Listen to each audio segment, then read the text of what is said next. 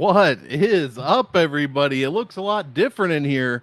Still the same, but different, but still same. It's me. It's the paragon of virtue, Lou Betya, and we are here with all of you. Love to have you on the midnight happy hour, guys. The first time we are on the very new channel, way past that on YouTube. So thank you guys so much. Be sure to hit the subscription, the sub button, and hit the thumbs up as well. And share this with everyone that you know. We got to get those numbers up and keep this thing going because, Lou, we've got shows basically every day. In fact, the first show is out. The first show is Bankroll or Bust. Happy Hour is going to be live here continually on Fridays/Thursdays. Lou's got like 2 or 3 shows. I'm bringing the nickname show back. We've got a bunch of new content. Yeah, mugshotty reviews, dude. Everything you could imagine. We're like the Willy Wonka of the space now, which I think is good. The what's his name? I almost said Gene Hackman. Gene Wilder, Willy Wonka. That's who, not the other version. Gene Hackman as Willy Wonka would be fucking amazing.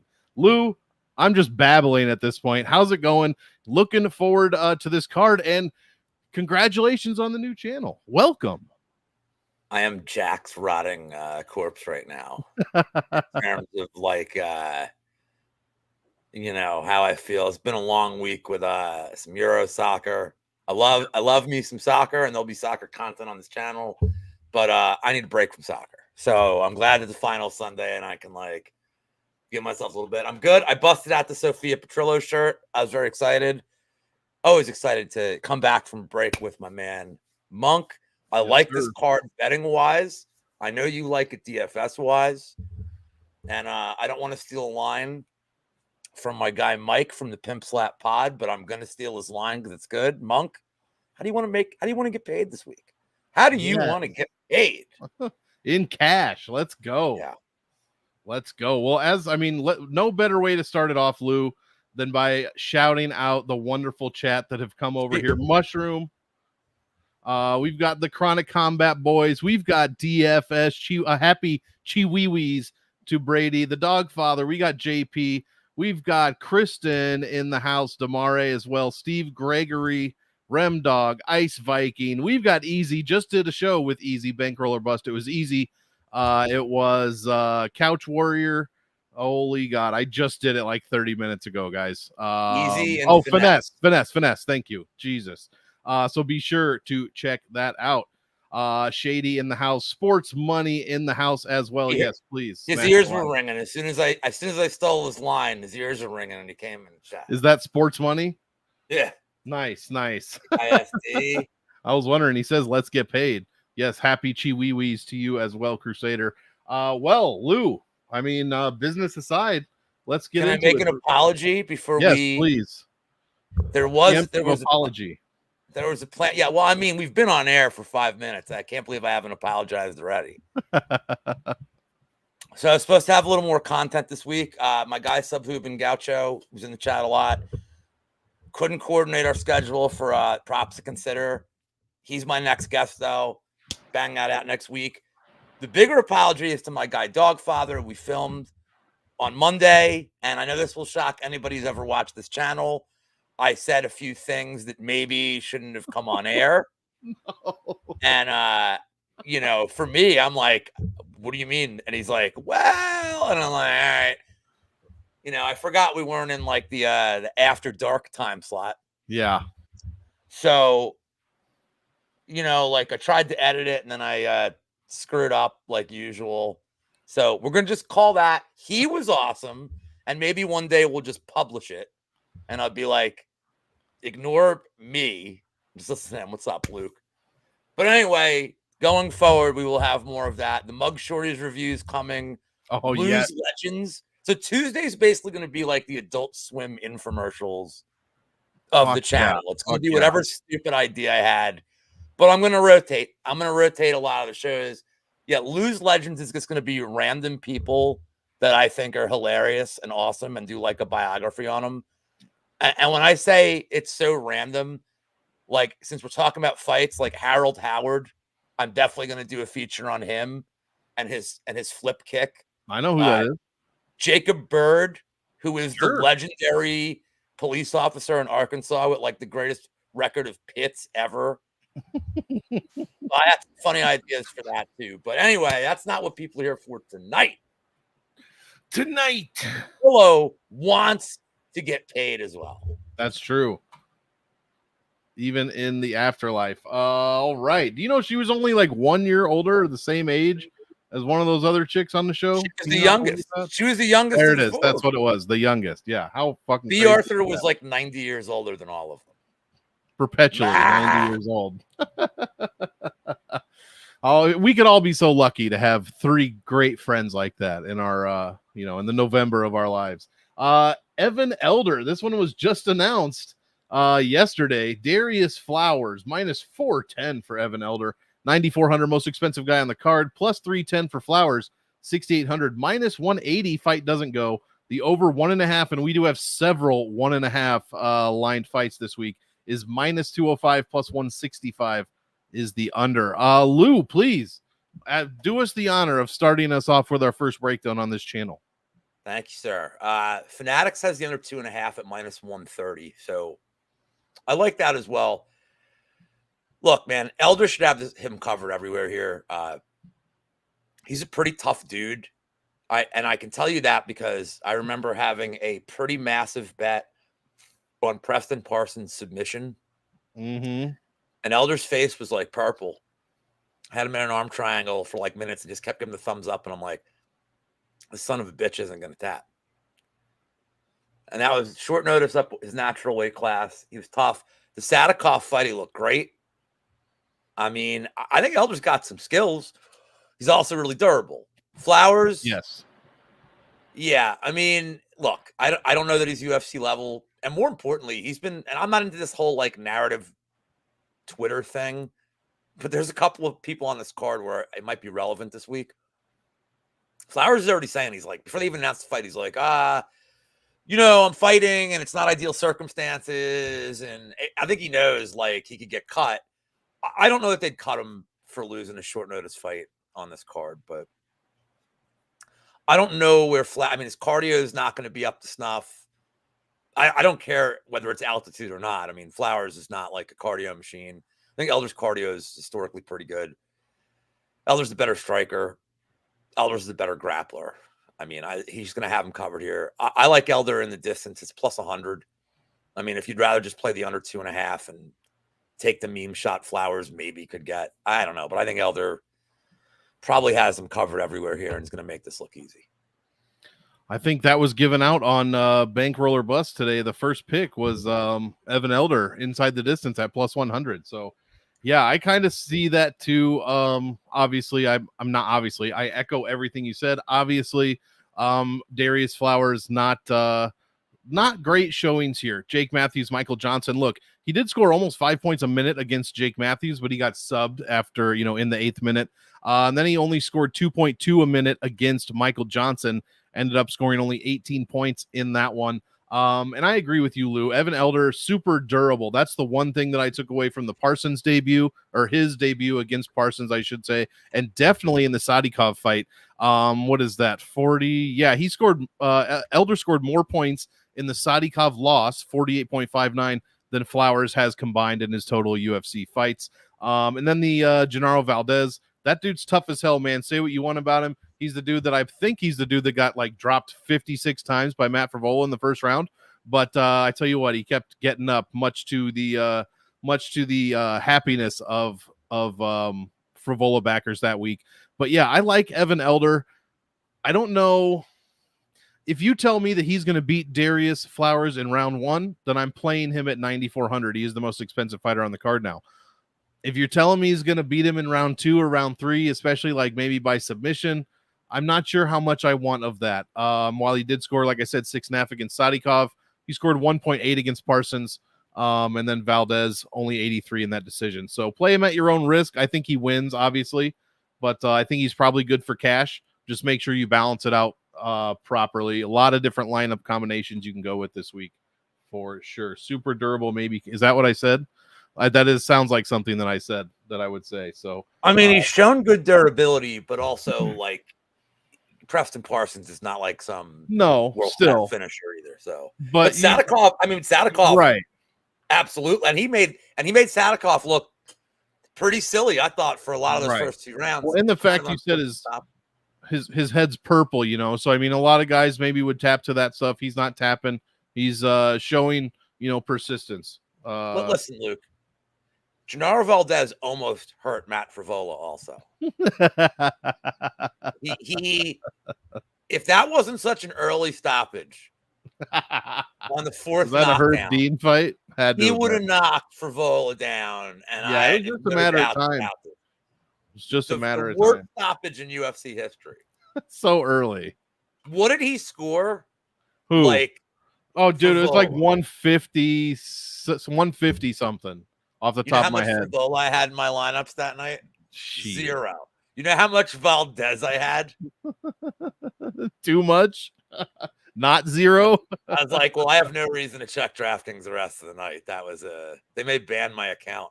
Oh my God. Can you believe that? Holy shit, dude. Well, like, I don't have it up, but was that the fight after Frivola McKinney? I feel like it was. I don't remember probably. I don't remember the exact order. I don't have it. I mean, I could look. I'm pulling it up right now. It's look. Mm. Let's see. He went. Yeah, it was after McKinney. Sarukian, McKinney, Valdez. So yeah, it was at 270. He fought Valdez. Then beat Izatar. Then beat Drew Dober, and lost to BSD spectacularly. So yeah. Ever inflating the BSD numbers before he fought Poirier. So man, if you don't like the fucking fight game, I don't know what to tell you. This is why shows on this channel like Lou's Legends, like Lou Betya's White Whale, those two in particular are going to be so fucking great. I'm very excited for that. So last thing before you move on, because Luke did bring it up, the you know, I try to like only use this sparingly, but it is interesting that Elder is so much wider of a favorite than Matthews was. And that was another fight where Matthews, I think that was a 5-day notice fight too. So I think at this point, people just know Flowers probably can't fight past the first round. Yeah. Well, he's super jacked up about it. So we'll see. Next fight. Now the number 2 fight on the card, Josh Fremd taking on Andre Petroski. This is even -110 apiece. -165 fight doesn't go. Over another fight set at 1.5. The over is -205. The under +165. 8,379 for Petroski. Look, I've been kind of on Petroski. A lot of people are giving him a hard time, rightly so, for his cardio. Still do. But then, you know, I see, you know, cardio problems on one side, but then there's like a couple of round 3 finishes on the other side. So that really doesn't balance out in my head. And then he has not looked good in his last 2. Obviously, the quick loss to Michel Pereira, and then the, I don't know, with the hip knockout on Jake Malkoun, in which he did not look good really before that anyways. He did land a takedown. I guess he got outstruck and out-controlled even while landing the takedown. So I want him to do well. I don't know if it's the strong beard. I'm not sure if that's my bias there, but I want him to do well. Meanwhile, Josh Fremd, I mean, he beat Cedric Dumas and he beat Jamie Pickett. Otherwise, I mean, we'll throw the Fluffy fight out. Fluffy's not, you know, Fluffy's good. He's losing to Trayshawn Gore with the sickest guillotine I've ever freaking seen. Probably not, but it was just gross. I remember his just arm was touching the ceiling. And then loses to Roman Kopylov. It was disgusting. It was disgusting. So yeah, I don't know, man. I think you play this fight for GPPs. Let me just see the ITD is right on the screen, and here I am looking for it on my thing. -165 is decent relative to the fights on the card. It's like 3rd or 4th best fight odds to finish inside the distance. So I don't mind that. I'm probably going to have more Petroski than Fremd when it comes down to it, because playing more Fremd than Petroski kind of makes me ill. I don't trust Fremd. I don't trust Petroski, but I do a little bit more. So give me a little bit more Petroski because he's cheaper. I know he's got the ginger beard, but looking at Josh Fremd, I'm like, look at him, man. I can't. That's just not my guy. So yeah, give me Petroski. Lou, what do you got? I bet Petroski was one of the first 2 bets I put in. If you don't know who the other one was, you haven't been paying attention to my content. But and I got him at -125, and then, you know, that wasn't smart. I guess I misread this one. But what's up, Moise? I'm gonna look to get out of this bet. I'm gonna. What was the bet on it? I just took a money line shot on Petrovsky. Okay. I mean, I feel like he's the more powerful guy. I feel like he probably has more early finishing equity. But I'm falling into one of my general traps of like, don't fade a bad fighter with another bad fighter. And I think that's what this is. Right. Even in terms of the totals, I mean, Fremd, there's times in the regionals like he's shown really good power. But I don't know, man. Like, and Petrovsky's weird because in these third rounds, like he looks exhausted, but he manages to kind of fight through it. But he's getting takedowns against guys that like Gilmore who like are happy to be taken down. And so I don't think that's going to be in play here. I would say if you have to bet this, like maybe Fremd is a live bet. You might get a decent price, but yeah, I don't know. And I think the loser's probably gone. Loser getting cut may be in play here. If Petrovsky loses, if Petrovsky gets finished, I think he could get cut. Well, he's lost 2 in a row. Fremd only lost 1 in a row, or 1 in a row. 1 so far, back to back. Yeah, but Fremd also ruined their plans for like the Dumas title run. So, Was you sure it was Fremd or was it Dumas really that ruined that? It was not a good look. And even before that, man, Malkoun was just boxing him up, which is like Malkoun boxing him up so decisively is a worse worrisome. Knocked out by a hip. Like, somebody posted the judges' scorecards. You see them all 10-9 for Petrovsky. Yeah, I don't know. So like I'm rooting for Petro here, but yeah, I can't trust him at this point. Like but if Petro wins the first round, then you can get plus 200 something on Fremd. I think that's a good way to attack it, but we'll see. There you go. No ginger beards here. In fact, it's Lou's Lady. Maybe that's another show. Lou's Ladies. Luana Santos. Wait, is this? My thing is messed up. Okay, I was expecting Montel Jackson. Luana Santos taking on Maria Agapova. Minus 415 for Santos. You love to see that in women's fights. 9,200 there for the DraftKings salary. Plus 315 for Agapova, 7K. Is it Agapova or Agapova? I'll let you tell me in a minute. Betcha. It's Betcha. That's pronounced. How do you like that? I posted the pigtails. I was like, yeah, I'm gonna put the pigtails picture on just for him. Fight doesn't go. Minus 155 here, and another 1.5 on the over-under for this flyweight fight. Minus 215, 175 for the under. Lou, start us off with your lady. So she is like legit. This is the a great original comment. mug shorty. I show 1,000,000%. Oh, don't make me come on, dude. Luke, don't make me do this, man. So it's really odd. These time props, I want to start here. It's odd because it's juiced to the under. Because Agapova in her history, at every UFC fights, finished inside the distance. But I don't think Santos is like some elite finisher here. And then there's another myth that like Agapova just can't stop any takedowns. I'm going to forget the Dobson fight for a second, which was just like the worst look. Right. But the other two fights, Julian Robertson is just aggressive pressure fighter. Even if I don't love her entries, I think Robertson's at least going to crowd Agapova and not like let her have any kind of boxing range. The Moroz fight, dude, that was like right after the Ukraine invasion. Yeah. And I had a bet on Agapova. That might have been one of the last cards they were letting fighters bring out flags too. Like I think you're right. It was right around then they banned them. So she comes out with the Ukraine flag, and I'm like, abort the mission, dude. Right. And Moroz was never losing that night. So, but I don't know what you do with Agapova here, man. Like her headspace isn't right. She's the better boxer. She's gonna throw more. But like, I mean, I'm never betting this fight, dude. Like, because I don't like. For me, Santos's grappling isn't elite. Well, she's training at the trap house. She's she got her knee fixed up. So, I mean, Listening but to the thing Migos. is like, she's just not right now. And Santos, man, but she's not that good either. So, Bo Jackson in the house. Bo knows. Bo knows MMA.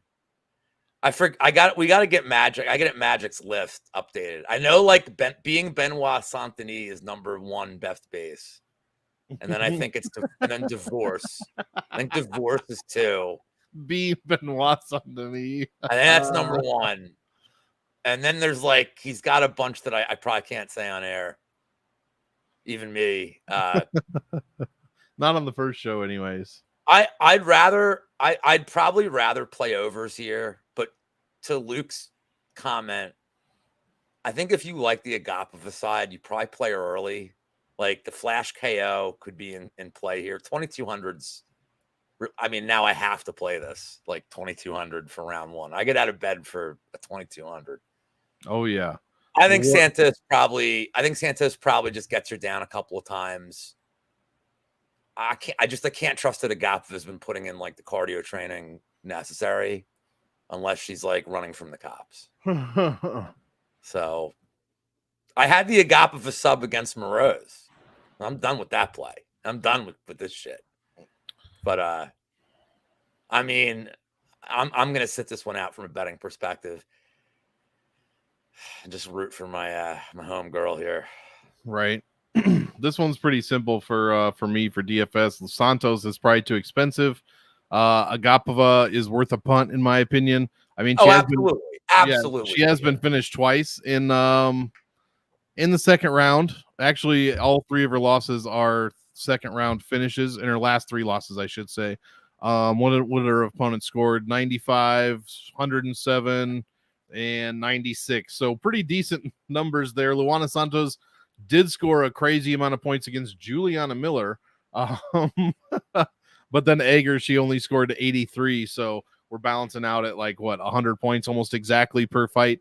Yeah, I just think she's a bit too expensive. I'd rather play the $9,300 fighter we haven't talked about. I'd probably rather play Evan Elder over Luana Santos, to be honest. And I'd definitely rather play a few people right under her as far as salary go as well. So Agapova's worth the punt for sure. And yeah, that's about that. Also, if you're betting on it, just look into what the UFC is testing for these days. Because, yeah, if some substances are not on that list, then maybe she's worth a bet for sure. Keep Lou on his toes. Next fight. Here we go. Montel Jackson. I sang a little This Is How We Do It last night on the DFS show if you missed it. And Damone Blacksher. -137 for Jackson and 117 for Blacksher. Plus 155. Fight doesn't go, and the over-under is 2.5. -210 plus 170. I will start us off. Everybody probably sees the Jackson numbers and are like, oh, I want to play Jackson. He's going to be very high owned just because of that reason. I mean, he's come in at 91, 94, 95, 9K, and 9.7K in his last 5 fights, guys. So we're getting him basically way cheaper than we've had him in his past 5 fights. Damone Blacksher is an interesting fighter, though. He's looked very good on short notice. He's looked not so good on short notice. But he's losing to guys that we consider pretty good, right? One of the Bash brothers, and then Mario Batista for sure, I think is a pretty damn good fighter. So those are the guys he's losing to. He ended up drawing the draw with Yusuf Zalal. I believe, was that his debut? I don't even know. It was 5 fights ago. And it was on short notice. He Jackson, just fell apart in the third. I mean, yeah, Jackson, it says he has a good strength of schedule according to his opponent's records and their records, babies, mamas. But he's beating Jesse Strader, JP Bays, Hani Yaya, guys that I would not consider like super good at this age or in general. So I'm kind of on the Blacksher side, but for DFS, I don't know how he's going to score. I mean, he put up 114 against Johnson and Lacerda. Man, I think Jackson, you probably are safe if you come in a little bit under on Jackson and probably about average on Blacksher. That's about how I'm going to play it. And I'm probably not playing this one in cash because I really don't know what's going to happen. So I'll probably pick the dog. I'll probably pick the dog outright, but this could be anyone's fight. Lou, what do you got here? got a half unit poke on Blacksher here. It's plus Okay. 120, plus 125, I should say, on Fanatics. It's not really a much different price wherever I look. I like this guy. I thought the Batista fight he fought, I think that was like back-to-back weeks, or he took the fight on like, it was insane. It was like 2 days notice. Weird, it was crazy turnarounds. And he was competitive and he looked good and his cardio even kind of held up. I mean, Batista didn't push a heavy pace, but I don't think Jackson pushes the kind of heavy pace like that you need to really bother Blacksher. And I don't love just like you mentioned, the strength of schedule. I don't love the delays in his schedule. I mean, the guy just is not fighting very often. I feel like Blacksher is going to be the one that's improving. I think he can get takedowns here. I mean, everything that Jackson kind of is weak against is what Blacksher is going to do. I don't even think his grappling is awesome. Like, his takedowns aren't great. But he's a dog that just will push it. And I think it's going to be good optics for him. He's got to just stay out of Jackson's boxing range. If he does that and he makes this thing ugly, I think he just eats up the clock and wins minutes. Obviously, the third round, we're going to have to be worried with a Blacksher ticket. But he's pretty durable. So Jackson may be drawn to a KO at that point. I like Blacksher here. I think he can win the first 2 rounds. I think he can get a lot of takedowns here. I don't even think his striking's bad.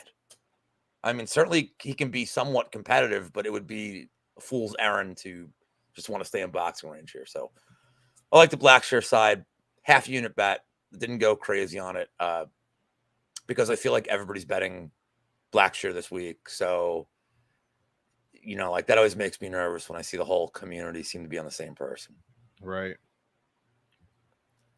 Yeah, that's why I don't want him in boxing range at all. I don't want him in any kind of striking range. I just want him to cage control, like grab a single leg and just don't let Jackson do anything, like would be what I'm rooting for here. That's what I worry about. If he's at third round, man, could be, I'm not really worried about him firing a right off a kick in the third round. I'm worried about him landing every right that he throws at him. But we'll see. We shall see. We're also going to see how newcomer Fatima Klein is going to do against Double J, Jasmine Jasudavicius. This line has flipped. Excuse me. So, what'd you call her? Double J, Jasmine Jasudavicius. No, and thank God Luke's in the chat. Luke, if you could. I know it's Jeff Jarrett. Hey, in all the videos, in all the game theory videos for Jasmine, this is where I would always cut in Jeff Jarrett hitting what's his name with a guitar. Slap JEFF JARRET. Were you gonna say slap nuts? Yeah, that's what he used to call people. That's so funny, dude. That's so funny. I hope that comes back. Somebody bring that back. Dude, he's still wrestling. No way. Isn't he like really 65? Good shape, he's like in tremendous shape. He's like 60. That's great. Tremendous shape. That's great. Well, he's like stopped drinking 15 years ago. So like he's in tremendous shape. It's crazy. I love to see it. He's still funny as shit. It's like he's like a meme guy. Like he's funny as shit. Yeah, him and Scott Steiner. I know the Steiner memes are going around lately. So good. So good. Well, I don't even know what I was saying now. I'm just thinking about Jeff Jarrett and Scott Steiner. Yeah, this line's flipped. So all you implied odds boys, take a look at this one here. Plus 100 for Klein, minus 120 for Jasmine, plus 250 fight doesn't go. And the over 2.5 is minus 350. Lou, start us off with this women's flyweight fight. Yeah, I didn't get the Fatima line early. Like I didn't get on it at the good plus money. I know my guy Dogfather did. A couple other people I know did. I mean, concerns aside about the narrative of the short notice nature of this, the more I've looked into this, the more I just think Fatima Klein's going to probably win this very easily. And I think in hindsight, she could end up looking like a minus 250, minus 300 favorite. If Jasudavicius can't get takedowns in this fight, she's going to look lost out there. Her striking's terrible. Dogfire and I were talking about this the other day with the, people rate this Maverick win that Jusuda Vicious had very highly. And it's funny because Maverick just looks like this absolute tank of physicality and then just never uses it. Like Jusuda Vicious was doing whatever she wanted to Maverick, just out physicaling her like it was like the easiest fight of her life. I don't think that's going to work here. And on the feet, it's not even close. It is not even close. I don't like the finished props. I see my guys of humans, Fatima round 3. I mean, if you guys want to do that, like, hey, that's going to be a good number. But I think Fatima Klein wins a pretty convincing 30-27 decision here. Love it, love it. Her nickname also, I mean, she would have been up for best nickname of the week, the Archangel. I mean, come on, that's ridiculous. Yeah, I think Jasmine obviously scored 169 nice in her last fight, so a lot of people are going to be on her. She's coming in at a dog price at 7,800 this week. I am interested in Fatima Klein. Also, Fatima turns 24 years old tomorrow, Lou. She was born in the year 2000. Okay, so can you believe that? Jusuda Vicious, also surprisingly, maybe just to me, 35 years old. So we've got a big age difference here. If any of you stat guys like me, like trends, your Gianni trend for age and whatnot. You know what I was doing in 2004? What? What? Fighting Chris Curtis's dad in a bar. Oh, Chris Curtis, when are you going to avenge that? Family affair, sir. According to Olivas, yes, Blanche does in fact bat for that team. Who? Which one? Who? Klein? I don't know. I don't haven't heard I heard rumblings about Blanchfield this week, but I wasn't sure what it was in reference to. Yeah, somebody fill me in. But yeah, that's probably true. Yeah, which is it, Klein or just Jusuda? I have no idea. Yeah, thanks, Glenn. Yeah, for DraftKings, dude, I don't even know. Now you guys are talking about scissoring, and now I'm completely off my game. 8,400, 7,800. I think 8,400 is a good price for somebody like Fatima, that has that 3-round, full 15-minute equity, as they say. Aaron and Fatima. Okay, thank you. And yeah, well then then I like that too, honestly. Like I like that for capping purposes. If she's, on the mat rolling with Blanchfield, then I do like that against Jusuda Vicious. So Lou's right. If she can't land takedowns and get control time, what's she gonna do? Jusuda Vicious scored 169 by landing a shitload of non-significant strikes on Priscilla. I have a feeling Fatima is not Priscilla Cachoeira, so I'm going Klein as well. I like her a little bit more for DraftKings.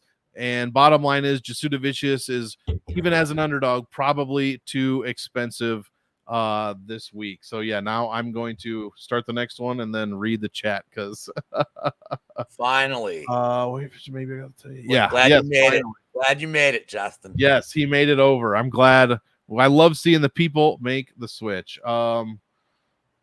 Let's see. Here we go. Josh Van, another guy with a blessed tattoo. So I'm going to start capping this, guys. We're going to start keeping records of guys with blessed tattoos. Taking on Charles Johnson, minus 225 for Van, only 8,700 at that minus 225 line. So that's very interesting. 7,500 for plus 190 for Johnson, plus 190, plus 215 fight doesn't go. And the over-under is 2.5. Minus 340 is the over. Maybe one of the bigger overs on the entire card. I think I will start us off here. Obviously, I like Joshua Van. But my problem is here the strength of schedule. Now, look, we have a couple of good prospects on this card, and I think Joshua Van is a legit prospect here. But he's beaten ZZ Top, he's beaten Kevin Borges, and he's beaten Felipe Bunez. This is definitely a step up in Charles Johnson. So I do expect Van to win, but I want to see how he's going to do against that step up. He put up 134 against Bunez, 106 against Borges. So he's only, making leaps and bounds in his scoring and his performance from fight to fight. So I really want to see what he's going to do against Charles Johnson. I don't mind him for cash at all at 8,700. Guy scores almost 5 points a minute. So So yeah, and I think this is going to decision. He's proven that he can score very well in decisions. So yeah, I like Joshua Van here. Meanwhile, the scoring is a bit lackluster from Charles Johnson. Yeah, he's putting up a decent 44 points against Estevam in a loss. 34 points against Osborne in a loss is okay, but the 72 in wins is not something you're looking forward to, even at 7,500, not even 10xing. Give me Josh Van. I like him in cash. And I like him in GPPs as well. Probably going to be pretty high owned. Keep an eye on those pre-fight ownerships. Yeah, the Simon, man, I want to know what is going on with that dude. What is the fall? The fall off there is crazy. It needs to be studied for sure. Lou, what do you like here? Van Johnson. So this is such a tricky fight. Here's what's crazy. Van went from, and I know he never had these fights. He went from Bunez to Tyra to Tajir to this. And even though he never had those fights, right, it's like this is what they think of him. And yet I look at this fight and I kind of think it's a good fight for Johnson in that his cardio's always been decent. The Osborne fight was kind of odd. I think I've heard some people say that Johnson can go for takedowns here. I don't think Van's going to gas at all in this fight. I'd be pretty surprised if he did. But Johnson could like go for takedowns here, and I think if he wanted to, he would get them. The problem is, man, like Johnson, you want to talk about a guy that fights on the thinnest margins? It's Charles Johnson. So I'm going to make this like just the superest, easiest way to bet this. If you think this fight's going the distance and that it's going the split decision, and it probably will, I think I think it's just an auto click on Charles Johnson. I mean, yeah, well, it's going to be the first ever 9-9 round in history. Nobody's going to win round one. Right. But that's interesting. So to Glenn's point about like Van gassing, how does Van gas? Gas is if Charles Johnson is going for a lot of takedowns. Could Johnson get a takedown mid? I just don't know that he wants to do that. He could. Charles Johnson's grappling's decent. He could go for a takedown in round one, and he'll probably get it. But I don't know that he will. It just feels like they're going to stand 15 minutes. And, you know, will Van have the optics? It seems like he hits harder. Johnson probably throws a little more. Just give me in a super close fight. I think you have to take the underdog as like a system type play in a split decision-esque fight. But I haven't gotten there yet. I'm never betting Van in this case. I will say that. Yeah, that number I can't lay more than minus 200 on a fight that I think is just going to be razor close margins here. I don't know. Worst tattoo. That chess piece is quite interesting. It's like when I first started learning Photoshop and how to do layers, and I stack shit on top of each other. That's kind of what Josh Van has going on there. It's like in GTA when you pick a bunch of tattoos. Does either guy have a tramp stamp? Like what's his face? If one of them has a tramp stamp, I'm betting it's CJ. I'm just saying. Yeah. If I'm looking, you guys got to be careful with this stuff because Wheezy said it on one of his shows, and he like hunted out Wheezy on social media and was like talking shit to Wheezy. Yeah, he did. I think I'm one of the only people that hasn't like. No, that's not true. Johnny Walker. I said that Johnny Walker was 7,200 in one fight DraftKings salary, and he commented that he made way more than that for that fight, and I shouldn't spread misinformation. Well, he's Rhodes Scholar. I think it's funny that Brady got called out by Delidza. Yeah, Wheezy got called out by Charles Johnson. And then meanwhile, Chris Curtis just refuses to respond. What the fuck, man? Well, he knows. He knows. Oh, he knows. Skullet gang. Yeah, that's true. He did. I mean, and it wasn't even like Wheezy buried his fights. He just talked about his hair. Yeah. And like you can't bet a guy with that thing on his head or something like that. I respect it, bro. I could grow one of those. Like anything else in life, if everybody thinks it's wrong, are we all wrong or are you wrong, Mr. Johnson? Do you know what this means, Lou? I still haven't figured it out. Mogging? Yeah, I still haven't figured it out. I don't know. That sounds like some shit Pepe is into. Sounds like some weird shit that he knows about. I think I've hit the too old. I'm usually pretty good with current slang, but I've not figured that one out. Look, I'm analyzing memes. I'm like, what does that mean exactly? I just used based for the first time in my life. Oh, you're just like 10 years late, but that's well. That's a good one. Hey, I want to let you guys know it was 50-50. He was actually going to break down his own fight tonight. I was gonna say, because this fight's next. I was like, do we have to pause and bring somebody on? Him and I were trying to coordinate this today, but I would really enjoy it as much as I like talking to my friend if he didn't come on the channel or talk to me at all during the week, because it means he's focusing on his fight. Right. Like, dude, he's my guy. But when he's writing me like 15 minutes before his fight, I'm like, what are you doing? Why are you on Twitter right now? Aren't you like, shouldn't you be on your way to the cage, dude? Right. Yeah, he does need that on a t-shirt for sure. Just like a simple, like the barber pole, the blue and white and red, and then just that quote. That'd be perfect. That would be perfect. I know it's theoretically my turn to go first for this next fight, but I'm gonna need to get a beer before I'll go. Yeah. Dude, what kind of picture did you find of him, man?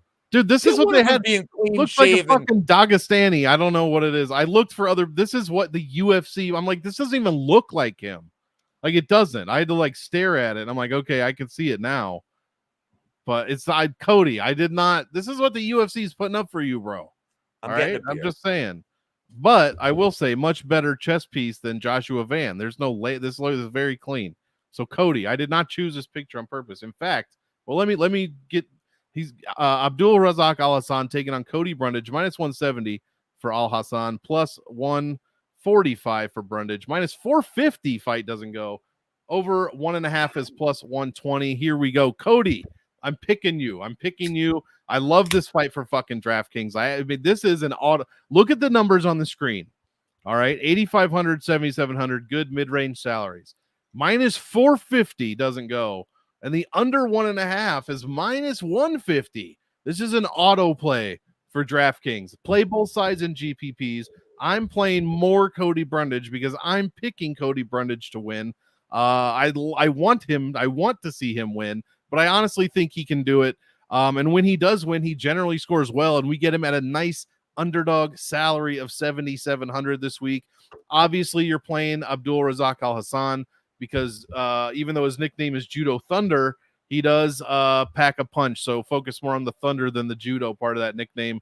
So you're playing him for obvious early KO reasons. But let's hope. This is the year of the Gilly. Let's hope Cody Brundage pulls this off against a guy, in a fight that's scheduled to finish under 1.5 by a good margin. So I'm playing the shit out of this fight.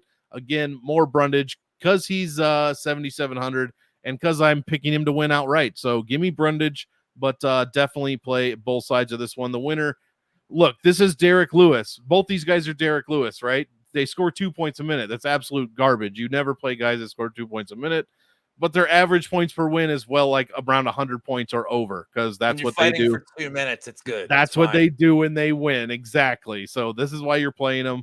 Lou, what do you got here? I mean, it's no coincidence that I'm born in 1977 and Cody Brundage is 7,700. It's not, Yes. I mean, what am I supposed to say here? Like, what am I supposed to just gas up your boy. 3 minutes. Gas him up. I mean, I'm going to tell you guys before I do the breakdown, there's a chance I may Cody. I may be biased. Yes. I may be biased here. So I know I'm known as a broadcast journalist who's a professional who stays unbiased. I may have some bias here. I may struggle to stay impartial. If he's ever gonna shoot, if he's ever gonna jump Gilly, this is the fight. Exactly. Like, just do it. Crank that elbow up to the rafters, baby. I mean, what does this fight look like if it gets out of the first somehow? I don't know. I haven't thought about it. Well, if it gets out of the first, you'd have to think that it meant Cody wrestled. Right. Yeah. And he didn't stand on the feet for 5 minutes. And if he wrestled and gets out of the first, I don't know what Alhassan looks like at that point. He's got to look dead. Gassed as hell.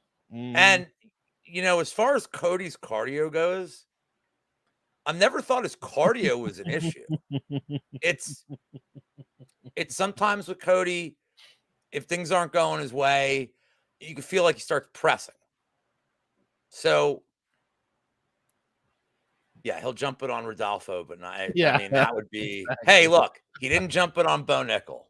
This is what I know. He didn't attempt it against Bo. I was totally expecting him to, and he didn't. But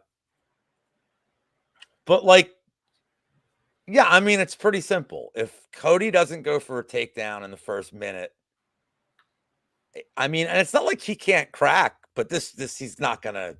I don't like his odds in this scenario. And if he goes for takedowns, sub's gonna be there, ground and pound. But how do I cap this fairly? Like this, like you guys don't understand. I get nervous. Like I'm friends enough with him. I get nervous for him because like I honestly don't want to see him get right. Yeah. Like hospitalized. Like, dude, it sucks. Like, it's my guy. He certainly has a path. Oh yeah. I mean, if you're gonna play Alhassan, I mean, I don't even know if you want to go round 1 KO, but you could do like the Alhassan and under 1.5. I think the under's probably that's gonna be my biggest exposure is the under. For sure. Like, and I don't care about the Dumas fight. That was weird. That was also like at noon on a Saturday. That's right. And it was just such a bizarre outlier of like, you could tell like he didn't look right when he came out to the cage. Like, I mean, it's not like Dumas did shit in that fight. Like, they almost stopped the fight after the second. Yeah, I mean, like yeah, like, that's Luke, rough, man. Luke. That's Luke, rough. It's rough. When I'm done with Chris Curtis, man, I'm gonna need a new opponent. And man, I don't know why you're signing up for this. Dude. Luke, special guest referee, gets involved. Torturing me, dude. Yeah, and you know what the funny thing about that fight is? He was just trying to strike with him. Like, he got him down. He was just throwing strikes. He wasn't going for any grappling. That's why he got reversed. He was just too busy throwing strikes. Like, but yeah, I am. So I'm gonna say Cody. Dude, his round 1, round 2 sub is like plus 650. Oh wow. Like the combo, yeah. So like I like that as a play, but I think the under is just very safe here. And then let's move on before I get upset at Luke. Roll. Cody. I don't want to get more upset at Luke. Roll Cody. Here we go. Christian Rodriguez taking on C-Rod, taking on Juicy J. Julian Rosa. Tell me he doesn't look just like Roger from Doug if Roger was a real person. Minus 210, 8,900 for Rodriguez. Plus 180, 7,300 for Erosa. Plus 100 fight doesn't go. Over 2.5 is minus 145. Lou, start us off with this one. Okay, so since we're talking about certain markets here, I want to ask the chat and you guys something.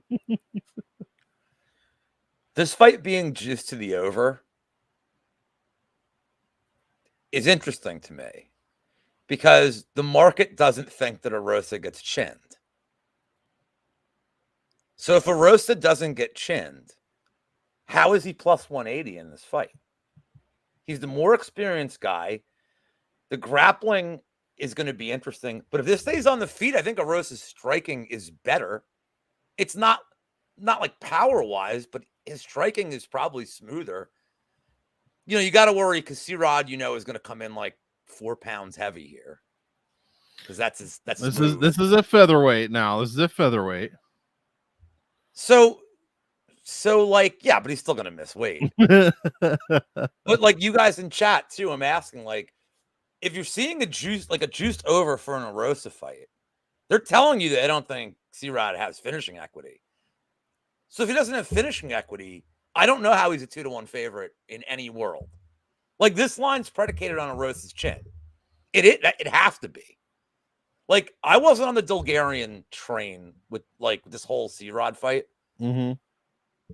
I mean, look, well, here's the argument that JP's bringing up, even though he didn't mention somebody else here. But like Caceres knocked out a Rosa, and Caceres not knocking out anybody. So C-Rod could knock him out. But just looking at the numbers, if the odds makers don't even think this thing finishes under, well, that's what you'd figure. One or the other's wrong. Or do you play a Rosa decision? Like, and that's where I'm kind of leaning. So I'm probably going to get to the Rosa side here. You could probably live bet him, like, and just hope because if he dies immediately, like, all right. Right.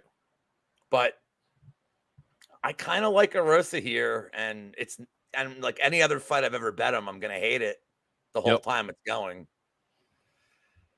But yeah, I mean, is Rodriguez going to top time him for like 7 minutes? I don't think so. Like, if it's on the feet, it's going to be competitive. Rosa's grappling's okay, and Rosa's cardio's never been an issue. Like, I don't think there's going to be any cardio concerns here. I think both cardios will hold up. Yeah, so I'm glad. Let's go Juicy J. I'm glad I'm not having to cover the betting side of things because, yeah, it's definitely tough, and I definitely see the angle you're coming from. From a DraftKings side of things, though, I think C-Rod is a great play for cash games specifically. The guy rarely scores well. 90 against Cameron, 96 against Josh Weems. I mean, went all three with Jonathan Pierce, scored like 30 points. Nobody kind of expect him to win. But this kid is looking very good against other prospects that are rated relatively highly. Rosas Jr., Cameron Simon, Isaac Dolgarian, all those guys have some sort of hype, more than your average prospect, that I would say, in my opinion. So, and Rodriguez is doing exactly what he's supposed to do there. I mean, he did get taken down 7 times by Isaac Dolgarian, which I do find interesting, but he also doubled his striking, more than doubled Isaac's striking there, which isn't saying much. He only landed 1.5 strikes per minute. Juicy J is just too, I don't know what I'm going to get with Juicy J. You know what I mean? Like, subbing Ricardo Ramos, in hindsight, that was probably going to happen. Yeah, Ramos is not the best IQ'd fighter. Fernando Padilla knocked him out in the first. Caceres knocked him out in the first, as Lou said. We're going 3 rounds with Dawodu. We're going 3 rounds with Steven Peterson, scoring 111. I don't know what I'm going to get with Juicy J. And at this salary, that means I'm going to have to play him at 7,300. So this is a fight I do like. The cash side of things is C-Rod for me at 8,900. He will be in several of my cash lineups if I make several. Generally, I don't make that many, but he'll be in a ton of them. Julian Rosa, he's going to be my GPP play for sure at 7,300. You got to have him in your lineup. And just pray, like Lou said, that he doesn't get chinned in the first. So yeah, yes, Luke, yes. This is the other thing. Great pay up option or pivot for sure. This dude is less than 9K. As I said, who's 94? Evan Elder. 93 is somebody else. Santos. Give me a second. Luana, wasn't there a 93? I thought there was. Santos is 92. Rose is 9K. Oh, Bonfim's probably. Bonfim. Oh, it is there. It's right there. Bonfim is 93. So yeah. There he is. Yeah, 8,900. Wheezy. What's good, Wheezy? Was easy. Dude, were your ears ringing when we were talking about Charles Johnson? Wheezy, actually, I just heard that he hit the thumbs up on this, and he hit the sub on the new channel way past that, as the rest of you should do as well. We really appreciate you being here. So yeah, great comment, Luke. C-Rod, again, good pivot. Yes, 8,900, great salary for him. Don't expect 1,000,000 points, but there is a non-zero chance he deads Julian Rosa in the first. Every opponent has a non-zero chance of that very same thing. If you guys want, I will tweet out what I got to in that fight, because I guarantee you whatever I take is going to be wrong. There you go. So then just do the opposite. Whatever I pick on that Rosa fight is going to be the wrong pick. There you go. I'll let you guys know. I'll be responsible to the community and tell you how I bet it. Oh, Dogfather. Yeah, we're doing the show on Monday. You and Lou. I don't know if Dogfather was on for the first couple minutes, but I already completely took 100% of the blame for yes. For Louing it up. He really looted up. What do you mean Munson? That's so funny when he finds out what Munson means. Gabriel Bonfim taking on Ange Lusa. I mean, this dude barely even fit on the screen. Look at this guy's wide as hell. Minus 302 for Bonfim, plus 252 for Lusa. Minus 210. Fight doesn't go, and the over is set at 1.5. Minus 165. Let's see. I don't know. Did I just talk last? I'll start this one. Yeah, Bonfim, I don't know, man. 9,300 is a lot to pay. He's now the second most expensive fighter, but he has been paying it off, kind of. Munir Lazez, he scored 118. Trevin Giles, not so great, 96 with a first round finish. He got the sub, no knockdowns, very few strikes. So he didn't really score great there. Scored 40 against Dalby before he completely melted in the second round against a guy that, despite his breathing patterns, never gets tired. Man, that fight was just so hard to watch. Him and whoever the fuck he fought, Renat, dude, the whole dude, he's like he's having a kid in there. Ange Lusa scores very well against guys that aren't great. AJ Fletcher, Reese McKee, 115 there. Brian Battle, he was getting kind of worked on, didn't really score very well at all. Only less than 10 points into 6 minutes in that fight before it was canceled. Yeah, canceled or canceled, I should say. So I don't know what really I don't really like Lusa here against Bonfim, but Bonfim completely melting in the second round does concern me.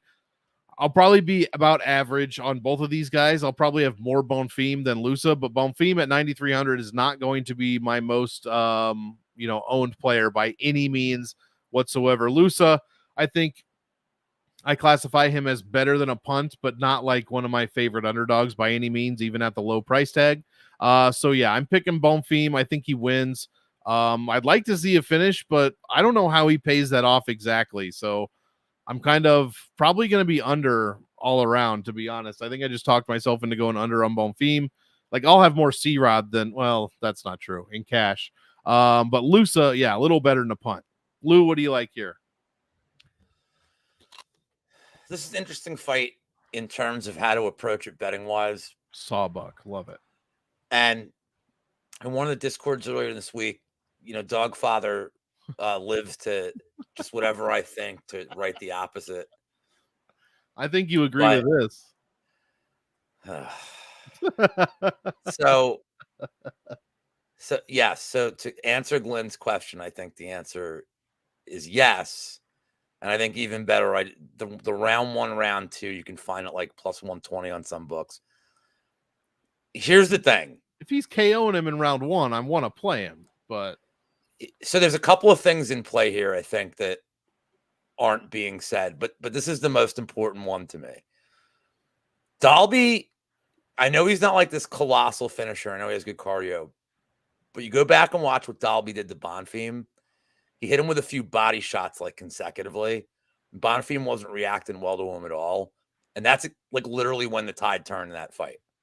As soon as those body shots got through, I mean, it's not just Bonfim fighting like a total spaz and trying to end people's lives immediately.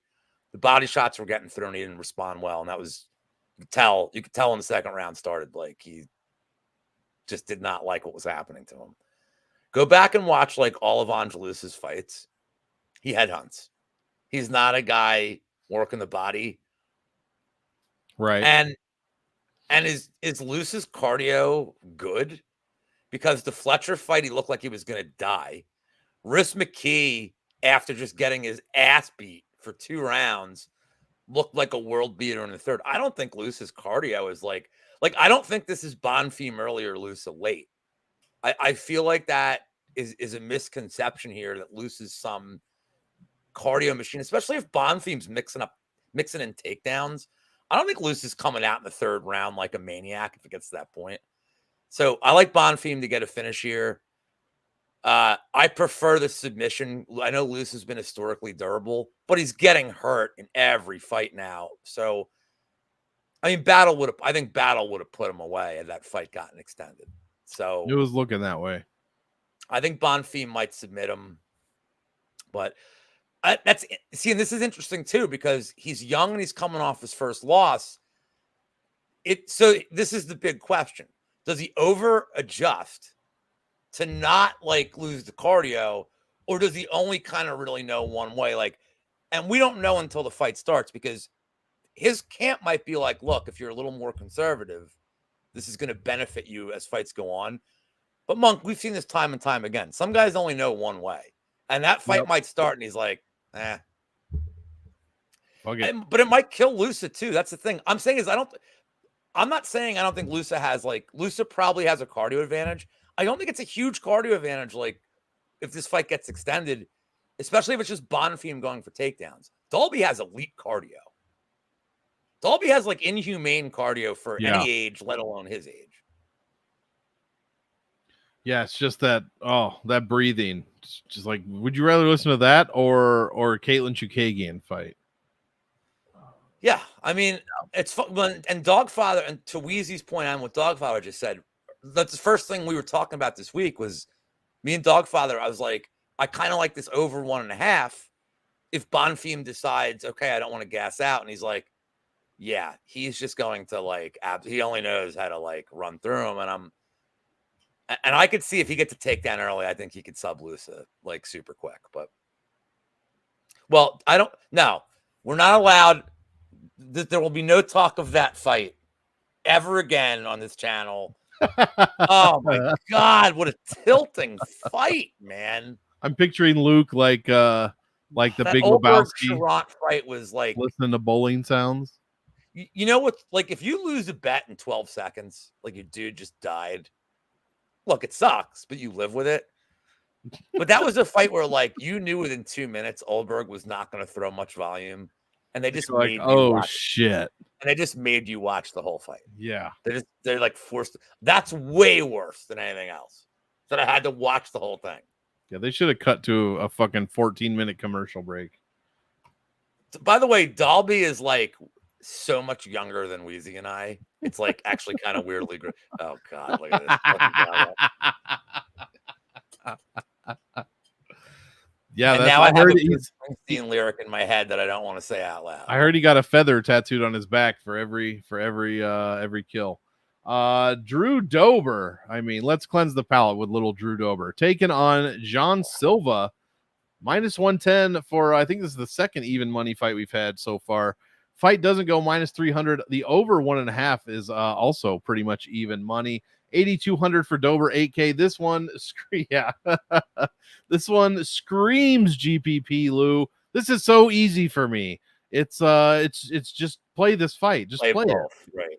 Just fucking play it, bro. I mean, this is another one. Just look at the numbers on the screen and look at the salaries. This is just beautiful. The fighting nerds, man, these dudes, I don't know what's in the water over there, but they are going absolutely crazy. I mean, between Kyle Bahayo, Sean Silva, Mauricio Hoofy, there's a fourth guy that I can never remember his name. And I mean, I know Sean Silva hasn't fought the best of the best, where Weston Wilson actually aging very well.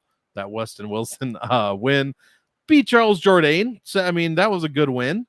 And Drew Dober, he's losing to Matt Frevola and Renato Moicano, beating Bobby Green, going toe-to-toe with Alves, taking some shots there.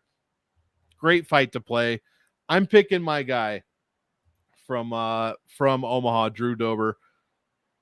Wouldn't be surprised if John Silva wins. I might have a little more Silva in DFS than Dober just because of the price. But yeah, and I actually, all right, if I'm taking my bias out, I'm probably picking Silva. But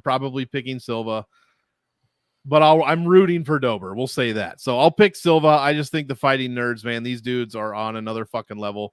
But don't get it twisted. I want to see Dober win. Big age difference here, 8 years. Lou, what do you got here? I just mentioned whatever bet I made on the one fight on a Rosa fight was going to be wrong. Whatever bet I make here would be wrong. And I have made a case for both guys all week. On the Dober, there's so much going against Silva here in terms of up a weight, short notice, just fought. It's the best guy he's fought. There's just a ton going against Silva in that regard. On the flip side, Dober's durability is waning. His massive dome is incredibly hittable. and Silva hits super hard. I could even make a case for the over. This is just such like I just don't really know what to do, man. Like in the under 1.5, I have it minus 105 on Fanatics, one of my books. And I looked at it and I'm like, I know Silva's never been knocked out, but like, man, Dober's going to be the biggest and hardest puncher he's ever faced. And Dober does one thing well. He can. Now, I like the play that Subhuman brought up at 1+ takedown from Dober if he decides to grapple at plus money. I think that's interesting. I think it would be an unexpected move. I don't think Silva's really preparing for that kind of fight. But yeah, I mean, it's like, I don't know. It's such a weird, like, I just think there's like 19 things that could happen in this fight. So I don't know. I'm gonna pick Drew Dober with zero confidence, like absolutely no confidence, just because of like everything going against Silva in this spot. But it's just one of these fights where like, why isn't Dober a bigger favorite? And like, I don't know, man. I don't have a strong lean here either way. Even the under, dude. I'll tell you right now, if this fight finished within 15 seconds either way of that over under, I wouldn't be surprised. Right. If you missed it or got it by like a miracle. This comment from Moyes is interesting because I did scroll down on my stats here. Yeah, Dober's head striking accuracy is 32.69%. Silva's 63% first overall in the division, but Dober's literally landed 10 times the head strikes than Silva has, and 20 times the attempts to the head that Silva has. The efficiency, though, minus 10% for Dober, 37% head striking efficiency for Jean Silva. So we'll see if that continues here. But yeah, thanks for pointing that out, Moyes. That was interesting to take a look at. Next fight. I mean, look at this picture. Ponzinibbio knew exactly what to exactly, Luke. I know. I want him to win, but my goodness. Ponzi taking on Salikov. It looks like if you made Ponzi's ears into a nose, that's what Salikov's nose would look like. Minus 188 for Ponzi, 8,800.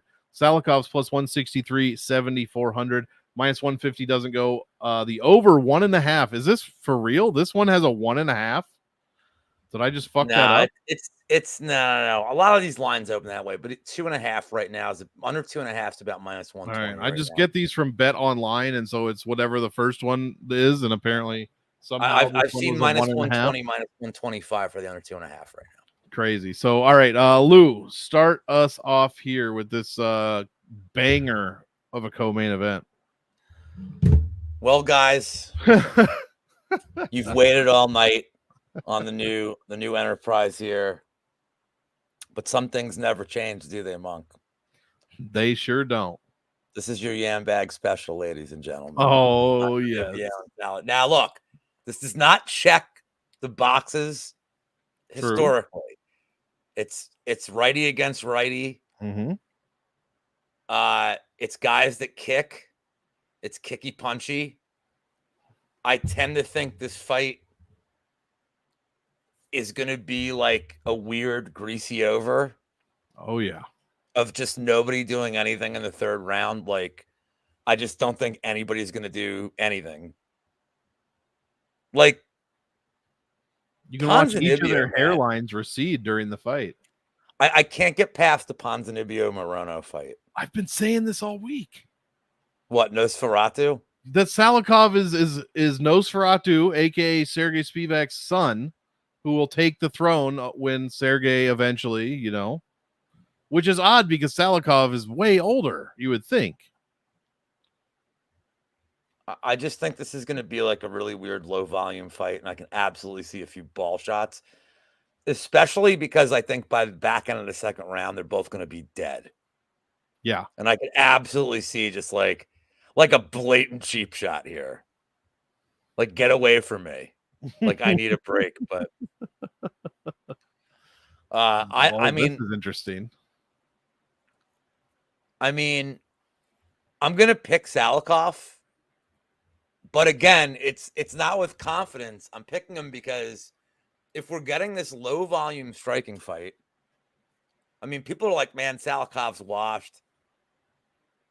Dude, Ponzinibbio is washed too. I mean, there's no like advantage on who's less washed. Like, what does this fight look like at the back end of the fight? Oh, God. It's going to be spamming shots that are like 10 feet from landing. So give me the plus money. Salikov decisions to pick. This is like this is probably like the second or third worst fight on the card. And if I'm being generous, second or third. I said if I'm being generous, and it's the co-main event. I mean, what's worse than this one? Honestly, what's worse? Well, I don't like Rose Namajunas at all. So like, okay, that's all right. That's fair. That's fair. Yeah, I don't know, man. I think this fight ends up being like, I mean, this is your meme fight, so right. Yeah, this is an interesting. I'd rather talk about this than the fight. So yeah, maybe like Sergey's like the prince who was promised, and then Salikov like turned him. That makes more sense for sure. It also explains the black and white topology picture. Yeah, I like that we're seeing Vlad the Impaler referenced in chat and Nosferatu. Like, this warms my old heart to see these kind of references. Well, Nosferatu, you know, like, Robert Eggers. Based or Riz. That's or right. That's true. No cap. Yeah. How about we're talking about Scrubs? Well, you know, Robert Eggers is remaking, or he's making Nosferatu. It's coming out the end of the year. Jesus Christ. Oh, it's going to be so goddamn good. Sergey Spivak's Hollywood debut. I can't wait. Yeah, you gotta. Well, I will be talking about that on this channel for sure. Unfortunately, I have to talk about this fucking shit. It's going to decision. Ponzi's way too. It's 8,800. Drake, what are we doing? When is this guy paying off 8,800? He was 87 against Morono, got his fucking ass kicked until he like wasn't in the third round. He scored 81 points. He put up 78 against Baeza when he was 7,900. This dude couldn't 10x anything. So yeah, I don't want to play Ponzi at 8,800. Now the problem with me saying that is I said that about like Nasrat. I almost said Nosferatu. Nosferatu Hackprast. I said that about Kelvin Gastelum. These dudes, all of a sudden, ever since USADA's up and gone, they score 70 points every fucking fight. And then I say don't play him, and then they score 175. So don't play Ponzinibbio, but Jesus, I mean, he's not going to score 120, right? Famous last words. Muslim Salikov, I mean, I guess you could play him a little bit. 7,400. This dude doesn't do shit. He scores basically the exact same as Ponzi. Yeah, this is a rough one. Play it at your own risk. I wouldn't touch this in cash with your fucking money.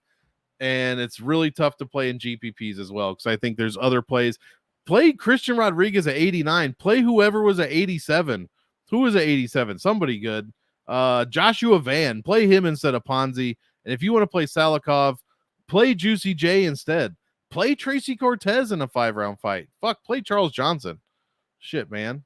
That's all I got to say about that. Last fight. Here we go. Namajunas, Rose Namajunas taking on Tracy Cortez. Minus 200. 9K for Namajunas. Plus 171 for Cortez. Plus 200 fight doesn't go. Minus 280 is the over 4.5. Yeah, I guess this is a fine play for DraftKings, especially in cash. I'll stack it up, and of course my spreadsheet just froze on the last fight. I don't need it. Oh,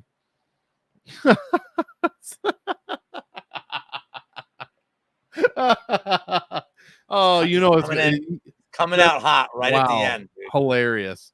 Yeah, give me this fight for cash. I really don't mind stacking it, to be honest. I think it goes all 5. I think Cortez has wrestling upside, but I think Rose can get up from those. But you still get 5 points for every takedown. So I think even, you know, what is it? Hebus put up like 60, almost 70 against Rose in 5 rounds. Zhang Wei Li put up almost 6. God, I can't remember. People score well though against Rose Namajunas. in 5-round fights. And Tracy Cortez, not historically a great scorer by any means, decision machine for sure. But if this could go all 5 and decision machine over 5 or 25 minutes, I think that's perfectly fine. I think she can pay off a $7,200 salary in a loss here, scoring close to 70 points. Honestly, 60, 70 points. I would take that all day at 7,200. Meanwhile, Rose in a decision, I think, historically she's right around 100 in some of these 5-round fights. I think it was Manon Fiorot. She scored decently well. So yeah, and I think she has a path to finish as well. So give me, man, I want to pick Cortez, but I honestly think I can't. So I'm going to pick Namajunas, but I love this fight for cash. I honestly do. And GPPs, I might have pretty close to even amounts on both of them, to be honest. But this is not one I'm really targeting for GPPs. Like I said, it's more of a cash play for me personally. Lou, take us home with the last breakdown of the first happy hour on Way Past That. Neat. Oh yeah. What a neat fight. I mean, unless Rose, and this is very much in play, pulls a stunt like the Esparza fight, or like she saw a greeting card that like made her sad before the fight, or some kind of weird like shit go on where she's like, things. Right. I don't know. I think she actually is going to look like a way bigger favorite than -200 here. Oh, wow. She's better everywhere. Veteran. Like, and I don't even care about the short notice for Cortez. I don't think that matters. That's not even the biggest factor here. Who's this supposed to be? Who? You said it was short notice. Who was she? Who is Rose supposed to be fighting? Was Macy. Oh, yeah, that's right. That's right. I just, I'm never betting it because, I mean, I don't care if you tell me it's free money. I don't want to root for her. Like, I'd rather root for Cortez. But this is probably just, I don't know, man. I like if Cortez can't get takedowns easily and I don't think she's going to get a lot of control here. So then how does this fight look? It's Namajunas is better everywhere.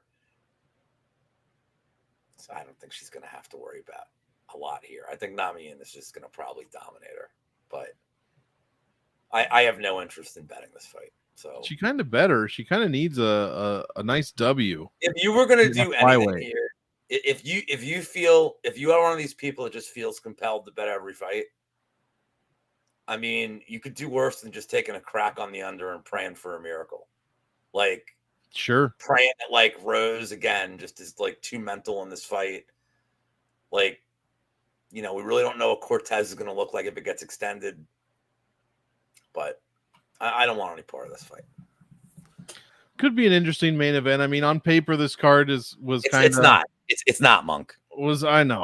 On paper, the card was kind of lackluster. Honestly, the first 3 fights of the main card are fucking bangers for sure. We got the Dober Silva, and then my shit crashed, so I don't even know the other 2 off the top of my head. But the first 3 are for sure good. I mean, yeah, this one, yeah, not ideal. Yeah, Cortez via 5 to 6 takedowns. If she lands 5 to 6 takedowns and some control time, I'm going to feel really good about having her in DraftKings. Justine Kish. Anytime someone brings up Justine Kish, I can only think about one thing and one thing only. I mean, Cortez could end up scoring okay in a loss. Yeah, right. But I think she's going to be super high owned at this salary in a 5-round fight. So it's a tricky spot. Like, I mean, you have to obviously, you have to take some. Dude, imagine having a lineup like a Cortez win and an Agapova win. I have 3 female fighters in the cash lineup I gave out on the DFS show. That would be like that's like the sexiest lineup that's ever happened. Oh, hilarious. I can't believe Wheezy hasn't said one thing about my shirt. I'm actually really upset at this. Yeah, she did. God, like Wheezy, if anybody, should appreciate this shirt, dude. Who was it? Who was her opponent? Kish and God damn it, I can never remember the other chick's name. Somebody will put it in the chat. All right, Lou, you got anything else? I mean, as I said, I've got Bankroller Bust up with Couch, with Finesse, and with Easy. That is on the channel right. Herrig, thank you. That is on the channel right now. Other than that, I mean, next week, Lou, is going to be full of fucking content. What do you got coming up? I had to reschedule some stuff this week. Thank God the Euros are over. But Dogfather and I, if he will have me, we're going to try this again on Monday. I will take the advice of Trebek to Sean Connery. Please refrain from using ethnic slurs. Oh, geez. I got to ask you off air what you said now. No, it wasn't that bad. I guess I'm grading on a curve. I don't know. But going to reschedule with Brady too. Have him on this week. Subhuman Gaucho. Going to get the prop show for next week. But before any of that, I'm probably going to end up doing a lot of a soccer panel. I don't know when we're going to get the band together. It's either going to be tomorrow or Saturday for the Euro final. You know, you guys know I never like pat myself on the back. Like I just like to bet, whatever. I'm having a really good run on the Euros though. Like the last 10 days, I've rallied really, really well. I'm hedging out on my future with Spain, but I got some good props that I like. So I'm going to attack the game that way. And there you go. See? And he'll be on with the soccer panel too. That'll probably be on Sports Money's channel with our guy Mike, with our guy Dan Doherty from Slate Bets. So good panel of guys. Like we've been all doing really well. And plus a lot of plus money shots here. We're not giving away like minus 200s. Like we're going for crazy stuff. So probably going to be doing that. Just look out on Twitter for that with myself and the gang. The finals on Sunday at 3 p.m. Eastern. So yeah, very excited. England, Spain. I mean, great game. Right. Should be a great game. Anyway. There we go. That's it. Next couple weeks. When's 304? 2 weeks? I think it's 2 weeks. Is it not? Is it because next week is some other card, and then I think it's the week after that, or maybe it's 2 weeks. Okay, I don't know. I want to mention that I have John Sturgarian on. Nice. For the prop for that week, and there will be no yam bags that week, Monk. Proper Roger. That's right. Well, hopefully, if he remembers, I know he's got a lot going on. I should have GC from the MMA Hour on Bankroll or Bust that week, for sure. So I'm very excited for that. That is a banger card. There's like 14 or 15 fights, for sure. We will follow be sure to sub to this channel, guys. Follow us on Twitter as well. We will start populating that. We've got some work to do on the Twitter this week. So maybe I will get to that this weekend. I think that's about it. We want to thank you guys for following us over here. Hopefully we'll get tons of MMA content plus some outside of MMA content as well. Nonsense. So yeah, tons of nonsense. Exactly. So yeah, that's it for me, Lou. As usual, Lou and I want all of you to enjoy the fight. So enjoy, and we will see you in the next one.